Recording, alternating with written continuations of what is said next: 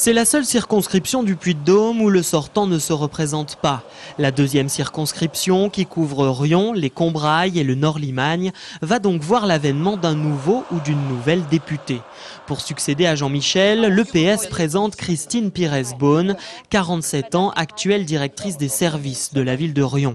Sur cette circonscription acquise à la gauche depuis plusieurs mandats, Christine Pires-Beaune peut sembler favorite, mais elle doit faire face à un manque de notoriété. C'est la première fois qu'elle se présente à une élection sur son nom propre.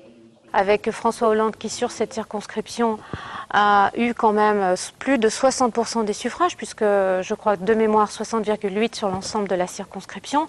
Donc effectivement, c'est une position confortable. Pour autant, une élection n'est jamais jouée et je compte bien faire campagne jusqu'au bout. En face, l'UMP joue la carte de la jeunesse avec Lionel Muller, boulanger de 31 ans. Déjà maire de Château-Beaufort et conseiller général du Puy-de-Dôme, il veut désormais monter à l'Assemblée, persuadé que la droite fera un meilleur score aux législatives qu'à la présidentielle. Les cartes sont totalement rebattues sur cette circonscription, avec de nouveaux candidats qui se présentent, avec une union qui sera officialisée dès le soir du premier tour entre toutes les forces de la droite et du centre, qui veulent tout simplement proposer une autre vision des choses, une autre vision de l'avenir et une alternative pour ce territoire de Riom-Combrailles-Limagne.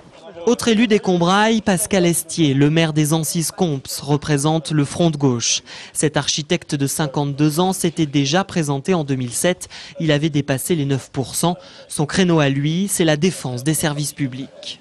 Sur la question des services publics, j'estime effectivement être le candidat le plus légitime. Une grande partie de mon travail politique depuis de nombreuses années est appuyée sur cette question-là. Et si certains candidats en font aujourd'hui une question d'opportunité, ce n'est pas notre cas. Je suis intimement convaincu que la présence publique et la politique publique sert au territoire et sert la population. Au nom du Front National, Gérald Pérignon, 41 ans, entend défendre les gens d'en bas, comme il dit. Encarté au FN depuis 2009, il prône la priorité nationale. Aujourd'hui, le président n'est qu'un gouverneur d'États européens. Tout se joue à l'Assemblée nationale et aujourd'hui, nous sommes ceux qui pourront trancher pour les intérêts de la France et des intérêts français. Anne-Marie Regnault, quant à elle, porte les couleurs du MoDem. Cette avocate de 57 ans est restée 10 ans au Parti socialiste avant de rejoindre François Bayrou en 2007. Elle défend la solidarité plutôt que l'assistanat et se retrouve complètement dans les valeurs du centrisme. Être centriste, c'est avoir une liberté de parole et une liberté de réflexion par rapport aux partis politiques qui se déterminent plutôt à droite et puis les partis politiques qui se déterminent à gauche.